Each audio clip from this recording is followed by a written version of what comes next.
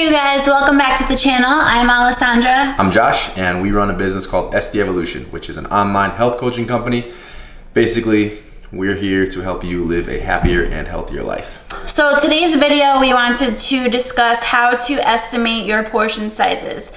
With counting macros or flexible dieting, if you do it or if you've heard of it, you probably know that it comes with weighing out your food.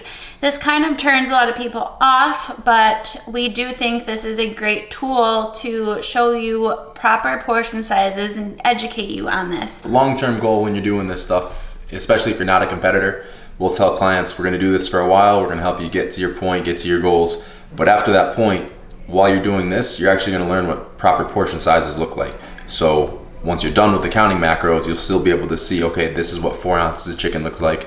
This is what 100 grams of Cheerios looks like. Even this morning, I just poured out a glass of grape juice. So 4 ounces, I was just trying to drink a half a cup, was like a shot. It was tiny, so it was something I never thought, and I never would have thought that until I weighed it out. So we definitely think it's important to use a food scale when you're first starting out, when you're learning what things look like. But do you have to use it forever? Definitely not. So when you're kind of ready to transition into estimating your portion sizes, this is what you should do. So let's say you've been counting macros for a couple of months now, you've been weighing your food, you feel pretty comfortable with the whole process, and you're ready to let go a little bit on that end of the spectrum. So you're gonna keep your food scale out for now, but what you're gonna do is you're gonna start weighing foods that you eat every day, and as you're weighing them mentally, you're gonna kind of guess in your head what you think that serving is. Then, instead of just going with that right off the bat, double check, weigh it out, make sure that you're kind of in the ballpark, and then you'll start to familiarize yourself with what your portion sizes really are, and you can then trust yourself to do this without double checking the scale after a little bit. So this is kind of a good transition step if you want to ditch the food scale and kind of just, estimate things a little bit on the looser end. It's also a transition into intuitive eating, which is, if you're a client, you're gonna hear that a lot with us.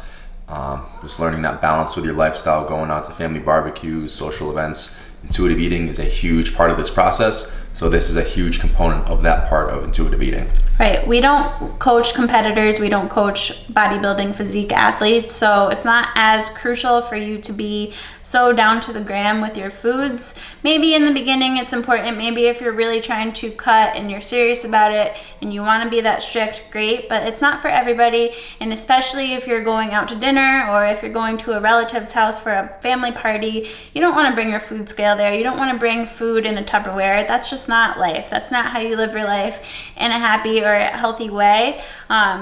There's plenty of ways to achieve that without bringing your food scale and still kind of ballparking your macros. So what you're gonna do is you are going to weigh out, let's use a bowl of Cheerios as an example. You're gonna get your bowl, you're gonna put it on your food scale, zero it out so your bowl is already accounted for, and you're going to take the bowl right off the food scale, get your Cheerios, pour in what you think is a serving or whatever it is that you're looking for. And once you poured it in, double check it, pop it back on the scale, see where you're at. If you're in the ballpark range of 1 cup or whatever it is that you need, great. You're learning, you're trusting yourself, look at what that looks like and go ahead and eat it. So that's an easy way to do this with any foods that you're weighing.